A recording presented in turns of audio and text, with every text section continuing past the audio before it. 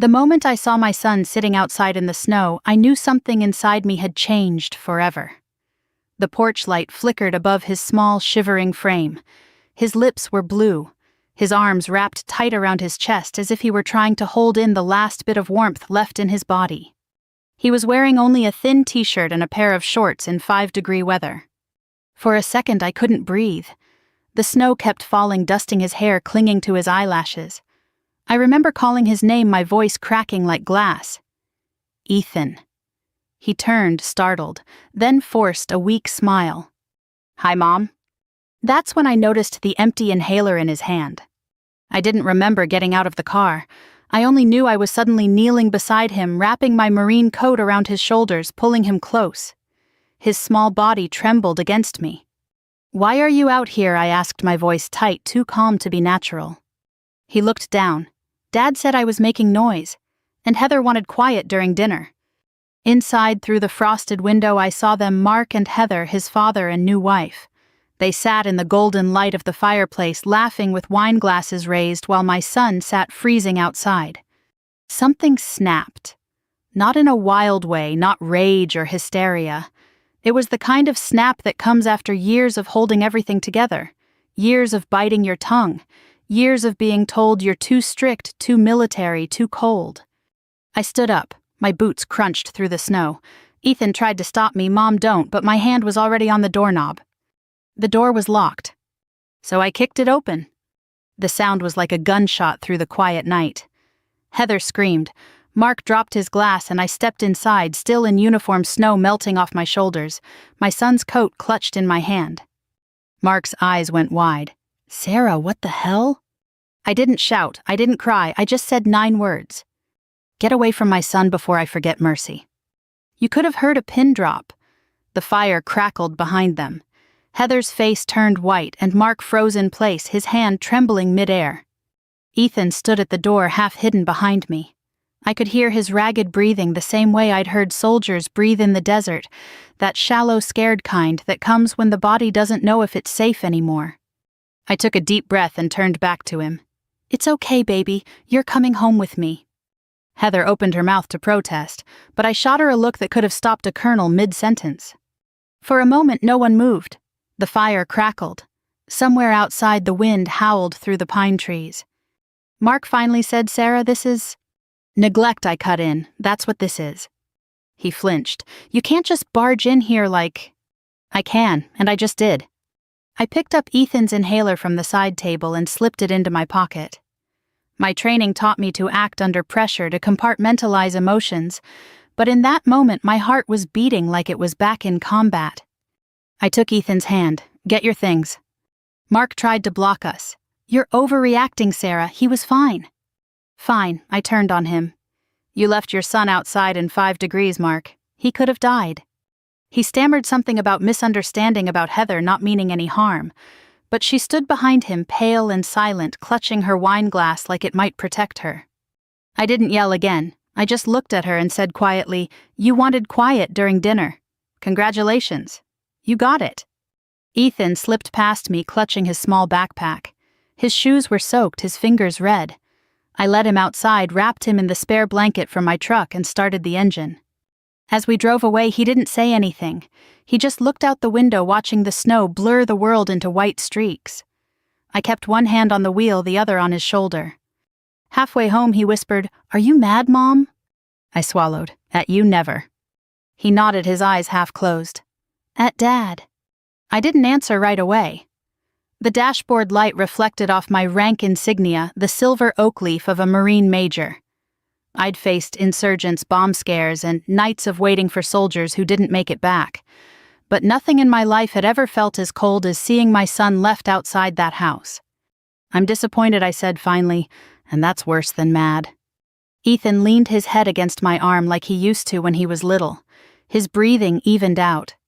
For the first time that night, I let myself cry, silent, controlled tears that fell and disappeared into my sleeve. I looked at him, my boy, my reason for every hard choice I'd made, and I made a silent promise this would never happen again. Not while I was alive. The next morning I called my attorney. The next morning the world outside was still blanketed in white. The kind of quiet that only comes after a long night of snow, clean, untouched, deceptive in its calm. But inside me, the storm hadn't passed. I'd barely slept.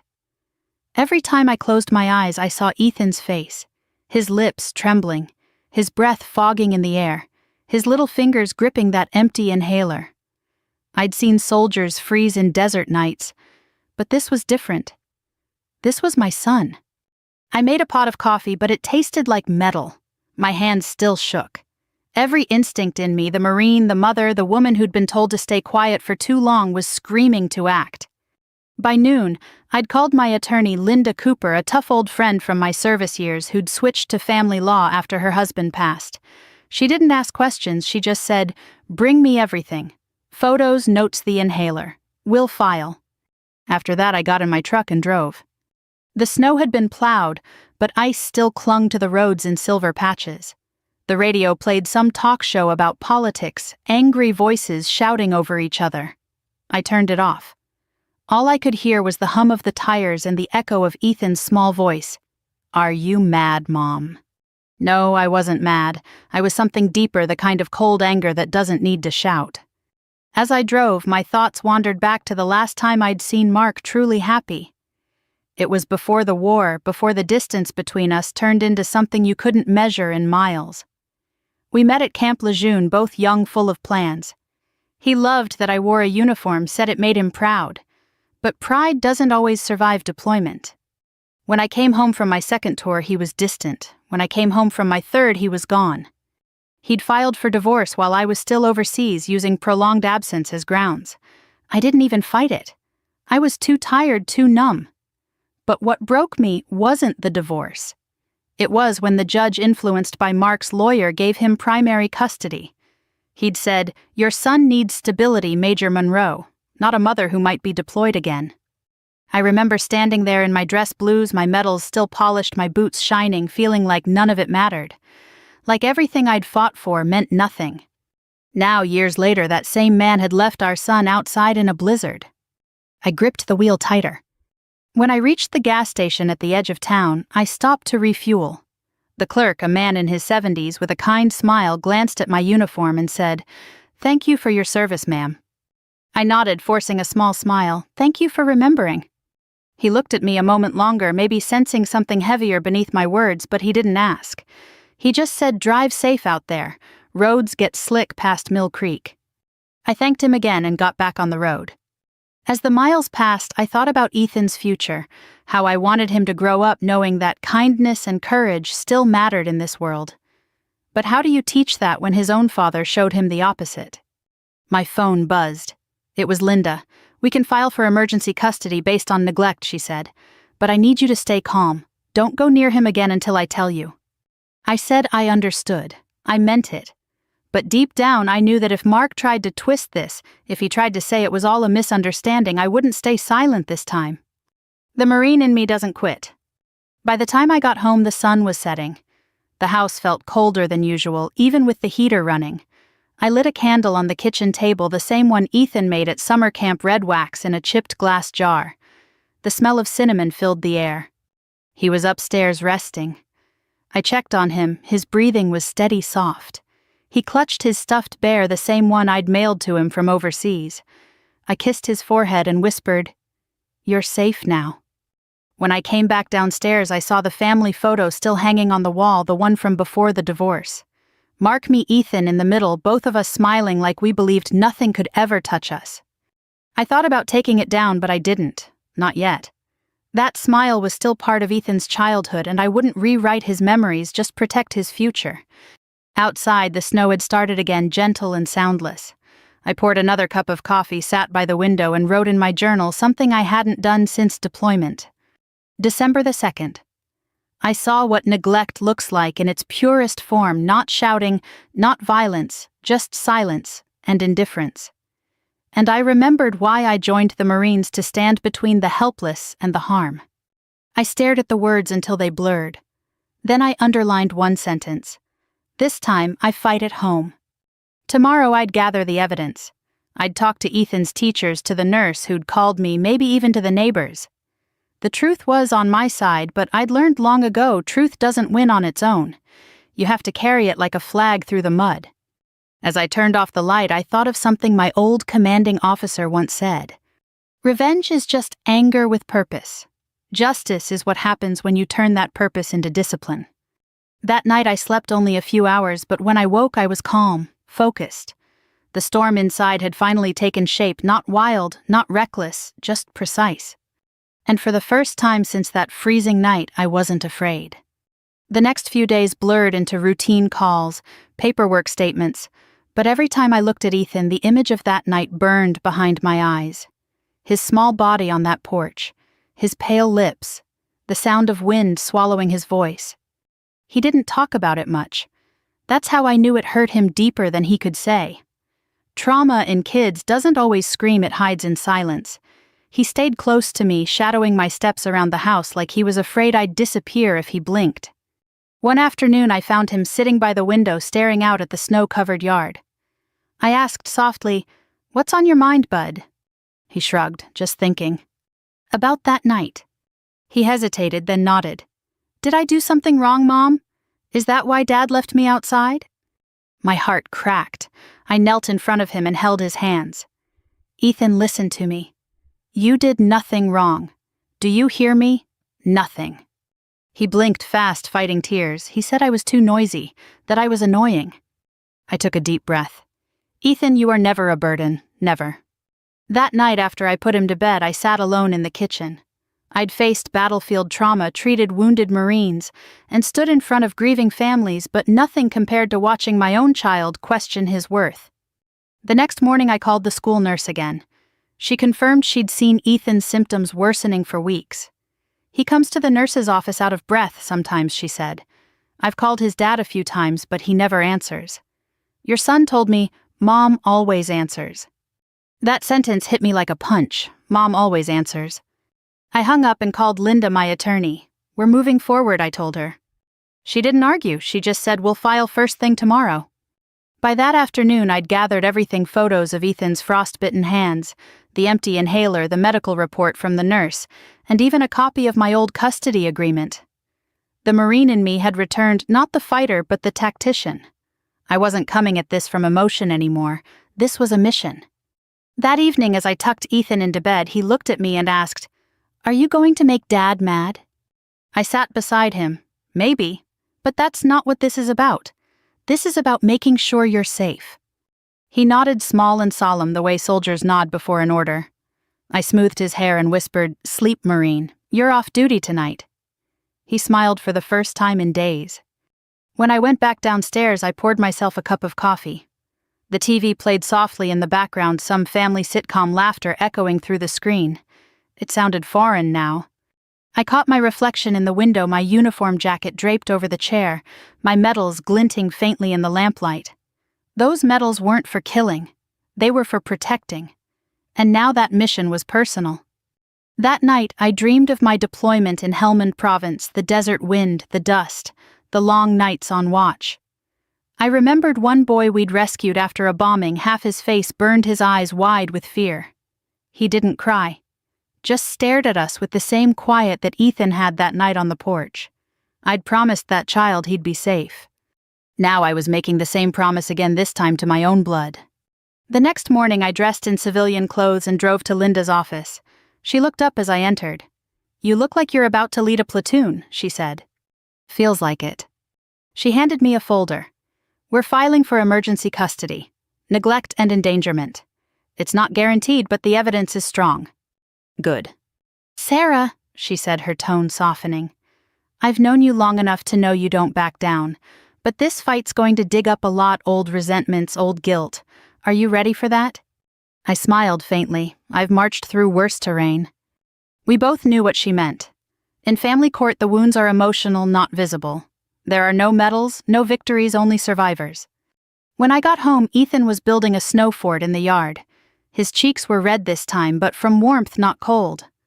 I watched him for a while, thinking of how fragile happiness can be, how one act of cruelty can shatter it, and one act of love can rebuild it. I decided then that this story wouldn't end in bitterness. It had to end in balance. Revenge alone wasn't enough. It had to mean something. Later that day I got a call from Mark. His voice was hesitant. "Sarah, we need to talk." I took a breath. "About what?" "You made a scene the other night. The police report got around the neighborhood." Heather's embarrassed. "Good," I said flatly. He sighed. "You can't just storm into my home like that." "Mark, you stopped calling that place home the moment you left our son in the snow." There was a long pause. I could hear his breathing, uneven, defensive. "You're trying to make me out to be a monster." "No," I said quietly. "You did that yourself." I hung up.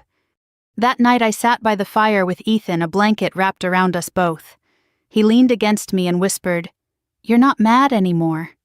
I smiled softly. "No, I'm focused." He looked up at me with those same blue eyes that had once belonged to his father. "What are you gonna do?" "I'm going to make sure you never sit in the cold again." He nodded like he understood. Maybe he did. When he fell asleep, I watched the fire for a long time. Each flicker of flame reminded me of that house, the warmth they hoarded while my son froze outside. I realized revenge wasn't about getting even. It was about reclaiming dignity. For Ethan. For every mother who'd been silenced by a system that confused loyalty with love. The paperwork was ready, the court date was coming, and somewhere deep inside me a quiet certainty settled. This time justice would wear a mother's face. If you ask most people when their life truly changed, they'll point to a wedding, a graduation, a diagnosis. For me, it was the second I kicked open that door. I can still hear it, the crack of the hinges, the gasp that followed the way the warm air rushed out into the freezing night. Everything in that moment was burned into memory, the smell of roasted turkey, the laughter that turned to silence, and the way Mark's face drained of color when he saw me standing there in full Marine uniform, snow melting from my boots. "Sarah, what the," he started, but I cut him off with those 9 words I'd been holding in for 10 long years. "Get away from my son before I forget mercy." The words didn't come from anger, they came from somewhere deeper. The kind of place you find when you've buried too many brothers in arms and swallowed too many apologies. Heather froze, clutching a wine glass like it was a shield. Mark stood between us, his voice shaking. "You can't just barge in here." "Already did," I said. I walked past him straight to Ethan, still shivering on the threshold. I wrapped him in my coat and whispered, "It's over. You're coming with me." Mark reached out, his voice rising. "You can't take him." I turned, eyes steady. "I'm not asking." The fire popped behind them. The air was thick, not with smoke, but shame. Heather's hand trembled as she set down her glass. She tried to speak, but no sound came out. I looked around that room, the same room where we'd once spent holidays together. The walls were the same, but everything else was wrong. His trophies lined the shelves now, her photos covered mine. It wasn't a home. It was a stage for a life I no longer recognized. "You left him outside," I said softly, "in this weather." Mark stammered. "It was just for a few minutes." I held up the empty inhaler. A few minutes in 5 degrees can kill a child. His mouth opened, but I saw the realization hit him like a bullet. For the first time, maybe ever, he had no words. I guided Ethan to the door. The boy didn't look back. His small hand gripped mine so tightly that I could feel his pulse through my gloves. As I turned to leave, I caught Heather's eyes. There was something there, not guilt, but fear. Not fear of me, but of what I represented, accountability. Outside, the wind stung my cheeks. I lifted Ethan into the truck, buckled him in, and started the heater. Before I could pull away, Mark came stumbling out after us, barefoot in the snow. "Sarah, wait," he shouted. "Please just talk to me." I rolled down the window, my voice calm. "Talk. You stopped doing that a long time ago." He took a step closer. It was a mistake. I looked him dead in the eye. "So was marrying you." Then I drove away. The headlights cut through the dark, the tires crunching over fresh snow. Ethan's breathing steadied as warmth filled the cab. He looked at me, tired but safe. "Mom," he whispered. "Yeah. What did you mean when you said those words?" I smiled faintly. "It means sometimes mercy is choosing not to destroy someone who deserves it." He was quiet for a while, then said, "You sounded really strong." I had to be. When we got home, I tucked him into bed, gave him his inhaler, and sat beside him until he fell asleep. The rise and fall of his chest was the most peaceful sound I'd heard in years. Downstairs, the adrenaline finally crashed. I leaned against the kitchen counter, trembling. My body was trained for combat, but not for this kind of battle. I poured a glass of water, trying to steady my breathing. My reflection in the window looked back, the uniform still crisp, the face beneath it tired but resolute. Then came the knock. I froze. Through the peephole, I saw flashing lights. Police. When I opened the door, 2 officers stood on the porch, snow swirling around their boots. One was older, gray at the temples, the other young, nervous. "Ma'am," the older one said, "we got a call about a domestic disturbance." I nodded. "I expected you would." He looked me over, then glanced at my uniform. Recognition flickered in his eyes. "Marine Corps." "Yes, sir, Captain Monroe." He nodded once. "Semper Fi." "Semper Fi," I returned. He lowered his voice. "Your ex said you broke his door." "I did," I said simply. "I also found my 10-year-old son sitting outside in 5-degree weather without a coat or inhaler." The officer's jaw tightened. "Is the boy inside?" "Yes, safe and warm." He exchanged a look with his partner. The younger one shifted awkwardly. "We'll need to file a report, ma'am." "Do what you need to," I said, handing him Ethan's medical report, "and make sure to note the temperature that night." They nodded. The older officer gave me a long look before leaving. "You did the right thing, ma'am. Some people just forget what family means." After they drove off, I stood by the door staring at the snow again. It was quiet now, the kind of quiet that follows an explosion. I thought of those 9 words. They'd come out almost by instinct, but they were more than a threat. They were a vow, a line I'd drawn between harm and home. When I finally went upstairs, I paused by Ethan's door. He was asleep, his small hand clutching the edge of my old marine blanket. I whispered into the dark, "You'll never be left in the cold again." In the silence that followed, I realized something. That night wasn't just the start of a custody battle. It was the night I took back my dignity. People think the worst pain comes from combat bullets, bombs, loss. But the truth is, some of the deepest wounds aren't visible. They're signed in ink, whispered in courtrooms, sealed by silence. That night after the police left, I sat by Ethan's bed until sunrise. Watching him sleep was both comforting and unbearable. Every breath he took reminded me of everything I'd almost lost, and everything I had to protect now. When the light broke through the curtains, I saw the small scar on his wrist, the one he got when he fell off his bike years ago. Mark hadn't even called me that day, the school nurse did. "Your son's fine," she'd said gently, "but he asked for you." He always asked for me. It wasn't the first time Mark had failed him, but it was the first time I truly saw the pattern neglect, wrapped in charm, irresponsibility, dressed as confidence. And the worst part, I used to love that man. We'd met in North Carolina when I was still a 2nd lieutenant, full of grit, ambition, and caffeine.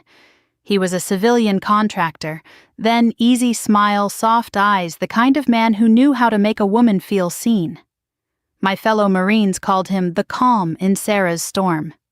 But calm turns to complacency, and love, when it isn't anchored, drifts fast. Mark couldn't handle deployments, the distance, the unpredictability, the danger. "You always choose the Corps first," he said once. "What about us?" I tried explaining that I was fighting for us, for stability, for Ethan's future, for the country we both said we loved. But my medals made him feel small. And small men do cruel things to feel big again. When Ethan was 6, Mark filed for divorce. I was overseas at the time, running supply routes in Helmand. I came home to an empty house, half the furniture gone, my son's drawings ripped from the fridge. The only thing left was a note. "You made your choice, I made mine." The court battle that followed was brutal. His lawyer painted me as absent, said I was emotionally unavailable, militarized, unfit for stable parenting. I sat in that courtroom in full uniform, listening to strangers dissect the kind of mother I was, while the man who'd left me did his best impression of a saint. When the judge ruled in his favor, I didn't cry. I just stood up, saluted the court, and walked out. The Marines taught me to retreat only when it serves the mission, and back then my mission was survival. For years after that, I lived by the schedule he allowed: 2 weekends a month holidays when convenient. Sometimes he'd cancel last minute. "Ethan's got plans," he'd say, or "We're out of town." I learned to stop arguing. But the night I found my son outside, that was the line.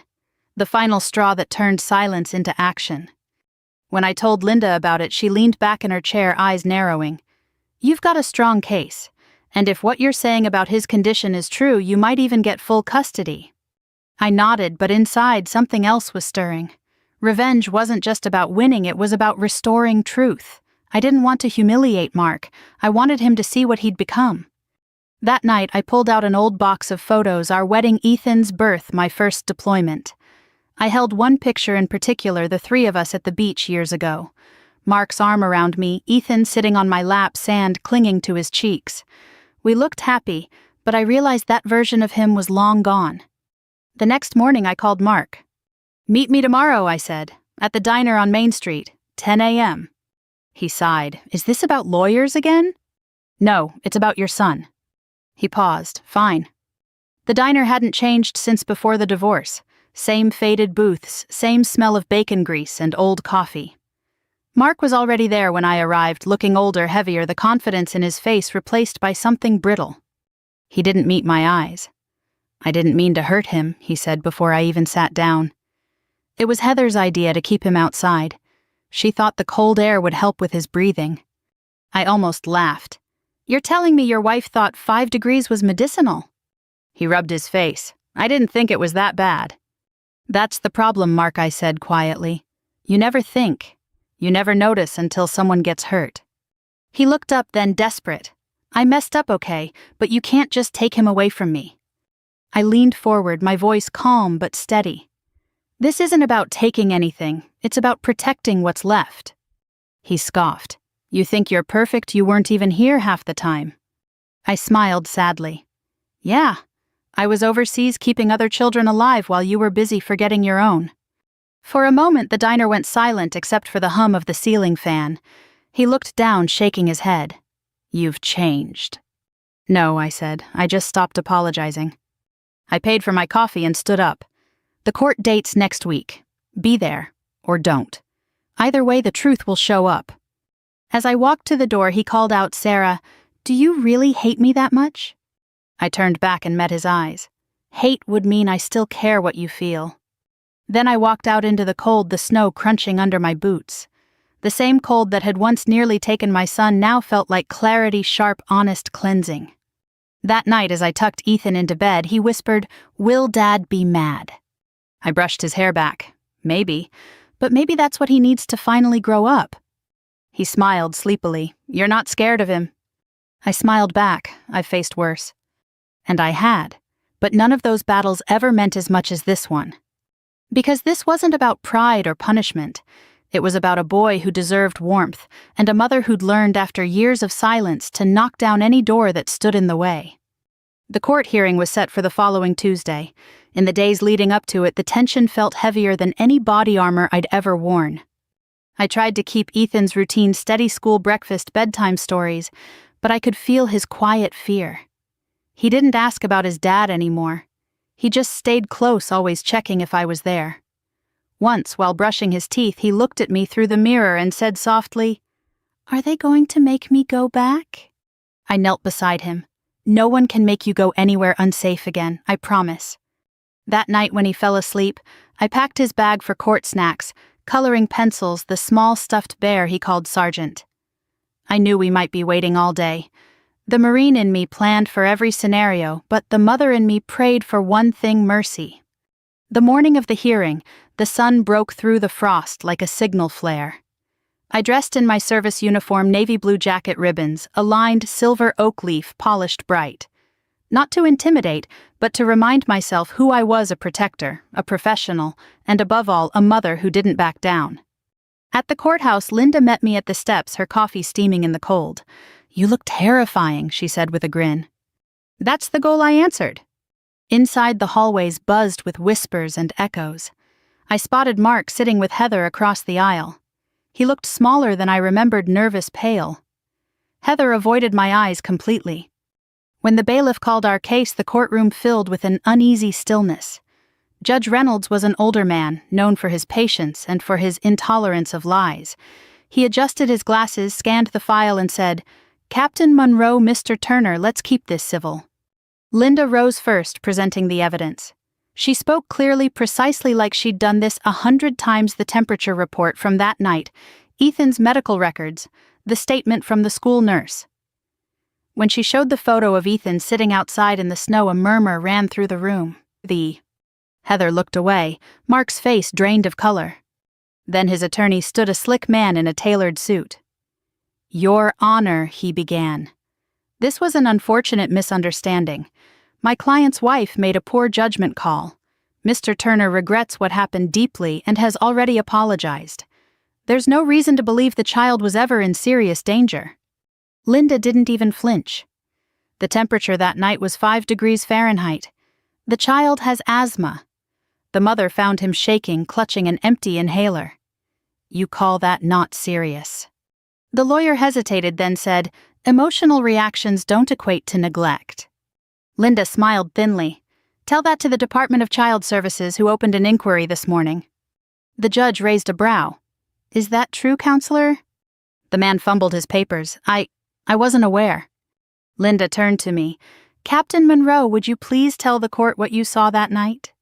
I stood the room suddenly too quiet. My boots echoed as I walked to the witness stand. I took a breath, steady but controlled, the way we were trained to speak when lives depended on it.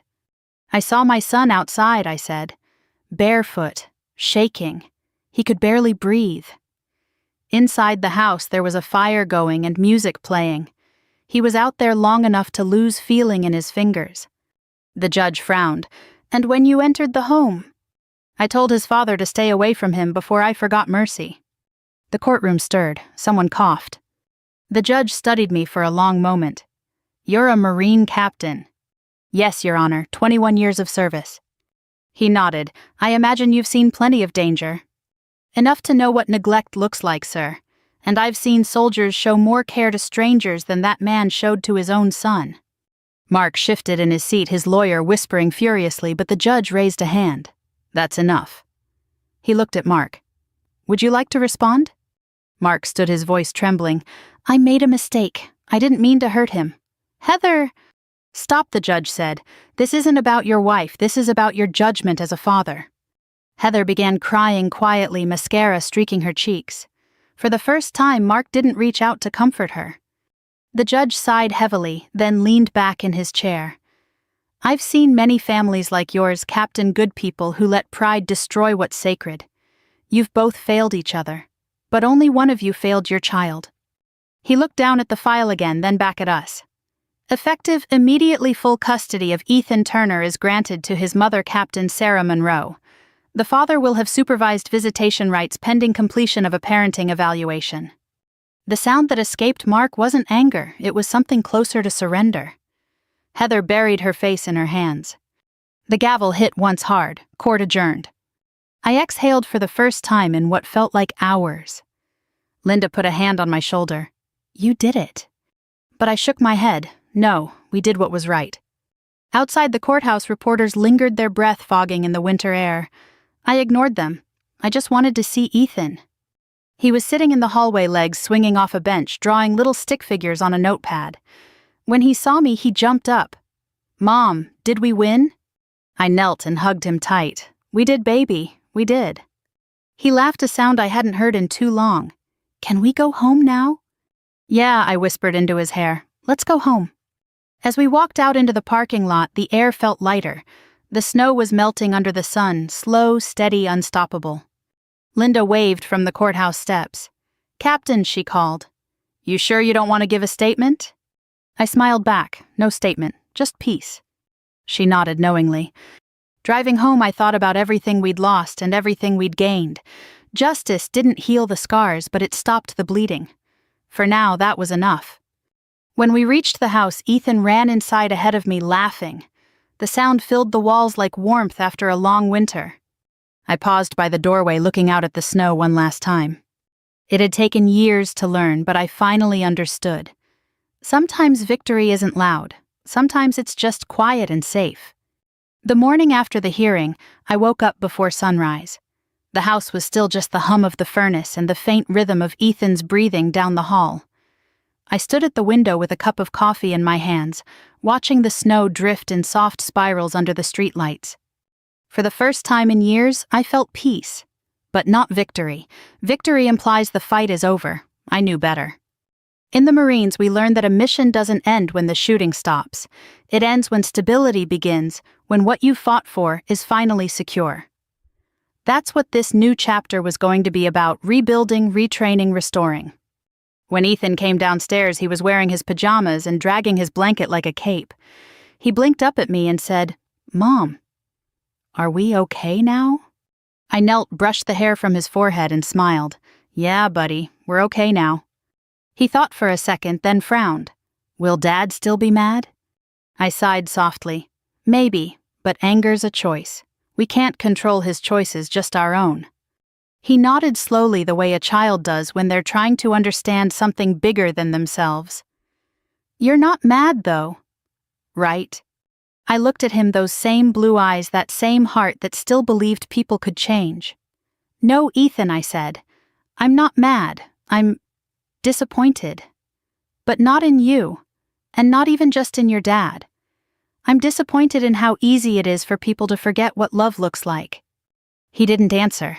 He just hugged me tight, that quick, fierce kind of hug that feels like forgiveness in motion. After breakfast, I took him to school. The teachers already knew about the custody change. Small towns move information faster than radio. Mrs. Price, his homeroom teacher, gave me a reassuring nod as Ethan ran to join his classmates. When I got back home, I found an envelope in the mailbox. It was from Mark. The handwriting looked shaky, rushed. I almost didn't open it, but curiosity won. "Sarah, you got what you wanted. Congratulations. I hope you're happy. I never meant to hurt Ethan. I just didn't know how to handle things anymore. Heather's leaving. The neighbors think I'm a monster. Maybe I am. You always had more strength than I did. Maybe that's why I hated you for it. Take care of him. Tell him I'm sorry. Mark." I folded the letter slowly and set it on the counter. It didn't make me angry. It made me sad. Because somewhere inside I still remembered the man who once kissed my forehead before deployment and whispered, "Come home safe." But that man was long gone. That night I cooked spaghetti, Ethan's favorite, and played an old record I hadn't touched in years. Frank Sinatra's voice filled the kitchen, soft and nostalgic. For a few moments it felt like life was normal again. After dinner, Ethan asked if he could write a letter to his dad. I hesitated but nodded. "If it helps you, go ahead." He wrote slowly, carefully, his little hand gripping the pencil hard. When he was done, he read it aloud. "Dear Dad, I still love you, but please don't make me wait in the cold again. Mom says everyone deserves a second chance, but only if they learn. So I hope you learn. I'll see you when the judge says it's okay. Love, Ethan." When he finished, I had to turn away to hide the tears. Later that night, after he was asleep, I stepped outside. The cold bit through my coat, but it felt cleansing now, not cruel. Across the street, the Johnsons were stringing up Christmas lights. The world was moving on quietly, the way it always does after storms. I thought about calling Mark, but what would I say? "You're forgiven." Maybe one day, but not yet. Forgiveness, I'd learned, isn't about words. It's about peace. The next few weeks settled into rhythm. I worked from home, trained with the local ROTC group part-time, and tried to build something normal for Ethan. Every night he'd line up his stuffed bear next to my old campaign medals on the shelf and whisper, "Good night, soldiers." One afternoon his school counselor called. "Captain Monroe," she said, "Ethan's been drawing pictures of you at work in your Marine uniform." The other kids asked if he misses his dad, and he said, "No, my mom's got it handled." I laughed softly, the kind that comes from equal parts pride and heartbreak. "Thank you for telling me," I said. That night I told Ethan, "You make me proud every single day." He shrugged, smiling shyly. "I just tell the truth." And there it was, the simple honesty I'd been fighting to protect all along. A few days later I got another letter, this one from Heather. "Captain Monroe, you don't owe me forgiveness, but I owe you an apology." That night, the night of the storm, I told Mark to make Ethan stay outside. I thought I was teaching him manners. I didn't realize how sick he was. "I'm sorry. If it means anything, I've left Mark. He's drinking more than ever and I can't fix him. But I hope someday Ethan won't hate me for what I did. Heather." I set the letter down and stared at it for a long time. There was no satisfaction in her words, just truth, raw and fragile. And strangely, that truth didn't sting. It soothed. I thought of all the years I'd spent trying to prove I was strong. But maybe real strength wasn't in revenge or even justice. Maybe it was in the ability to stay kind, to stay human after everything. That night I sat by the fire with Ethan again. The room glowed warm and gold, just like the night I'd found him freezing outside. He leaned against me drowsy and whispered, "Mom, are we done fighting now?" I kissed the top of his head. "Yeah, baby, the fight's over, now we rebuild." He nodded sleepily. "You always win." I smiled. Not always, but I never quit. Outside, the wind picked up swirling snow against the windows. I closed my eyes and whispered a quiet prayer, not for punishment or pride, but for peace. Because discipline I'd learned isn't about control, it's about consistency. About showing up every day with love even when you're tired, even when you've been hurt. And that's what I planned to do. 3 weeks after the custody ruling, I was called back to the courthouse. It wasn't a surprise Mark had filed an appeal. Old habits die hard, especially pride. When the notice came, I was sitting at the kitchen table helping Ethan with his homework. The envelope lay heavy in my hands. He looked up from his math sheet and said, "Is it bad news, Mom?" I forced a smile. "Nothing we can't handle." Linda called a few minutes later. "He's not fighting for full custody this time," she said. "He's asking for joint visitation unsupervised." I closed my eyes. "He's not ready."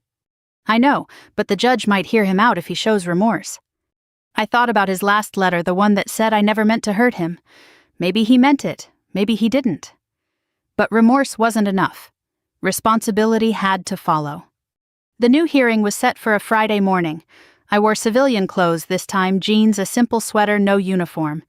I wanted the judge to see not Captain Monroe, but Sarah, the mother who cooked pancakes on Saturdays and fixed broken toys with duct tape. When I entered the courtroom, Mark was already there. He looked worn-down eyes, sunken suit wrinkled as if sleep had been a stranger lately. Heather wasn't beside him this time. He sat alone. When the judge arrived, he looked at both of us. "Mr. Turner," he began, "I trust you've reflected on our last hearing." Mark nodded slowly. "Yes, Your Honor." "And what have you learned?" Mark's voice cracked as he spoke. "That love isn't ownership. That being a father means more than just being there when it's convenient." The judge tilted his head, waiting. Mark swallowed hard. "I failed my son, and I failed his mother. I can't undo what I did that night, but I'm asking for a chance to prove I can do better." I didn't speak, I just watched. For the first time, his words didn't sound rehearsed. They sounded human. The judge turned to me. "Captain Monroe, do you wish to respond?" I took a breath. "Your Honor, I don't hate him. I never did. I just stopped trusting him. What happened that night could have ended in tragedy. Ethan's health isn't something we can gamble on. I want my son to have a father, but only one who remembers what that title means." The judge nodded, and if Mr. Turner demonstrates responsibility, "Then I'll meet him halfway," I said quietly. "Not for him, for Ethan." The room fell silent. The judge studied us both, then leaned back. This court doesn't often see two parents speaking from honesty instead of anger. I'll take that as a good sign. Mr. Turner's supervised visitation will continue for now. After 6 months, we'll review. Mark nodded. He didn't argue. He didn't even look at me. He just whispered, "Thank you." When the session ended, I walked out into the cold air. Snowflakes drifted down light and slow. Mark followed me into the parking lot. "Sarah," he said softly. I turned. "Yeah. I meant what I said in there." "I know. I'm trying to get sober. Heather's gone. I started therapy." I studied him, the tremor in his voice, the slight slump in his shoulders. For the first time in years, he wasn't performing. He was just small, human. "That's good," I said. "Keep going." He nodded. "Can I see him this weekend?" "Supervised, yes. Linda will coordinate." He smiled faintly. "I'll take what I can get." I nodded once and turned to leave. But before I got in the truck, I said, "Mark, you still have a chance to be the father he deserves. Don't waste it." He blinked hard and whispered, "Semper Fi, Captain." I didn't expect that. It was the first time he'd said those words to me, and somehow it meant more now than it ever could have before. When I got home, Ethan was building a snow fort in the yard. He ran to me, eyes bright. "Mom, look, it's got a flag." He'd stuck one of my old Marine patches on a stick and planted it proudly in the snow. I laughed. That's regulation unauthorized use of insignia, soldier. He giggled. You can't court-martial me, I'm a kid. Noted, I said, grinning. That weekend, Mark came by for his supervised visit. He brought a small Lego set, the same one he'd promised Ethan months ago but never delivered. They sat on the floor, piecing it together quietly. I stayed in the kitchen, listening. Ethan's voice carried softly. Dad, did you really leave me outside 'cause I was noisy? Mark froze. Then he said, No, son. I left you outside 'cause I wasn't being a good dad. I'll never do that again. There was a long pause, then Ethan said, Okay. Just that, okay. No anger, no judgment, just a child's simple grace. When the visit ended, Mark thanked me before leaving. His hands trembled slightly as he reached for his keys. I'll keep trying, he said. I know, I replied, just don't stop. That night I sat by the fireplace while Ethan slept upstairs. The house glowed in soft orange light. It was the same kind of warmth I'd once seen behind that other door, but this time it wasn't built on pretense. I thought about forgiveness. How it's not something you give because someone deserves it, you give it because you deserve peace. Mark had a long road ahead, but so did I. Being strong didn't mean building walls, it meant knowing when to let them down. Before bed, I wrote in my journal again. The mission isn't to win against the past, it's to make peace with it. Then I turned off the light and let the silence settle like snow. Spring came slow that year. The snow melted into little rivers that ran along the curbs, and the trees behind our house began to bud again.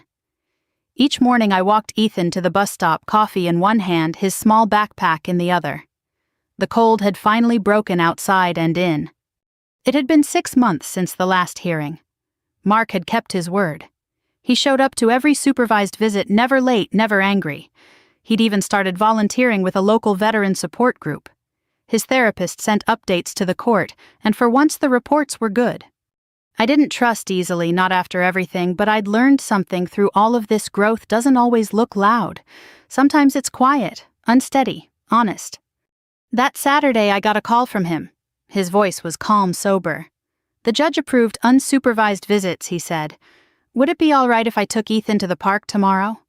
I hesitated. There was still that protective mother instinct, the Marine who wanted to check every perimeter before giving permission. But then I looked at Ethan sitting on the floor, building another Lego fortress. He deserved to see his father trying. Yes, I said, but bring him back by dinner. The next day they went to the park. When they returned, Ethan ran in ahead of him, cheeks flushed with excitement. Mom, Dad let me drive the RC car and we got ice cream. Mark stood at the door, hands in his pockets, unsure if he was allowed to come inside. Come in, I said finally. He stepped into the living room. The house smelled like fresh coffee and laundry, simple domestic peace. He looked around, eyes resting on the photos on the mantel, Ethan's school portrait, my old unit photo, and one of the 3 of us from years ago, faded and creased. You kept that? He asked quietly. I nodded. It's still part of Ethan's story. He smiled faintly, then grew serious. Sarah, I owe you something. He reached into his jacket and pulled out an envelope. Inside was a letter and a folded photo of Ethan, about a year old, bundled in a blanket, sleeping on Mark's chest. I found it while cleaning out the attic, he said. I used to look at that picture every night after you deployed. I'd tell myself I was strong enough to handle everything. But I wasn't. I let my resentment grow until it ate me alive. I blamed you for leaving when you were the only one actually fighting for us. I listened quietly, the fire crackling in the hearth. He continued, voice low. That night when you kicked the door open, I saw you the way I used to. Not as my ex-wife, as the woman who never backs down. I hated you for that strength, but I finally understand it. He looked up, eyes glassy. I can't undo what I did. But I can make sure Ethan never doubts who loves him, not again. I didn't know what to say at first. Part of me wanted to stay guarded to keep my armor on. But another part, the one that had spent sleepless nights praying for closure, knew this was it. I walked to the fireplace, took the letter and placed it gently beside the old family photo. Then start by showing up, I said. Not just for him, for yourself. He nodded, voice trembling. Thank you. Ethan ran into the room, then holding his Lego ship. Dad, look, it's done. Mark crouched to admire it. That's perfect, buddy. Can we all eat dinner together? Ethan asked suddenly. Mark looked at me uncertain. I hesitated for just a second before nodding. Yeah, we can. We ate spaghetti again, the same meal as the night after the first court ruling. It wasn't fancy, no grand gestures, just 3 people at a table finding their way back to something that resembled peace. After dinner, Ethan fell asleep on the couch, still holding his toy ship. Mark stood to leave. "Thank you for letting me stay," he said. "Thank you for being civil," I replied. He hesitated at the door. "Sarah, do you think you could ever forgive me?" I looked past him to the night outside, calm and quiet. "Forgiveness isn't a one-time thing, Mark. It's something you earn day by day. But you're on the right road." He nodded slowly. "Then I'll keep walking." When the door closed behind him, I turned back to the fireplace. The flames flickered softly, reflecting against the family photo and the letter beside it. I picked up my journal and wrote, March 20th. Today I learned that forgiveness isn't surrender. It's strength wearing gentleness. The war ends when you choose peace, not because they deserve it, but because you do. I stared at the words for a long moment. Then I underlined them twice. A few minutes later, Ethan stirred awake. "Is Dad gone?" he mumbled. "Yeah, sweetheart, but he'll be back." He smiled sleepily. "You promise?" "I promise." He nodded, curled up, and drifted off again. I added another log to the fire and sat down beside him. The warmth filled the room, soft and steady. Outside, the last patches of snow glowed under the moonlight. This was what peace felt like, not fireworks or applause, just quiet hearts finding their rhythm again. Before turning off the lamp, I looked directly at the camera of my phone, recording the end of this story for the listeners who might one day need it. My voice came out calm, sincere. If you've ever felt powerless, if someone you love betrayed your trust, don't let it harden you. Let it teach you. Strength isn't about who shouts the loudest or wins the fight. It's about who keeps showing up with love even after the fire. I paused, glancing at Ethan sleeping beside me. Remember, forgiveness doesn't erase the past, it redeems it. And sometimes that's the quietest kind of victory. The fire popped softly, filling the silence. If this story touched, you share it. Tell someone who needs to hear it that second chances exist, not just for others, but for you too. And if you've ever stood in the cold wondering if you'd ever feel warmth again, I promise you will. I smiled, eyes wet but peaceful. Semper Fi and good night. The camera light blinked off.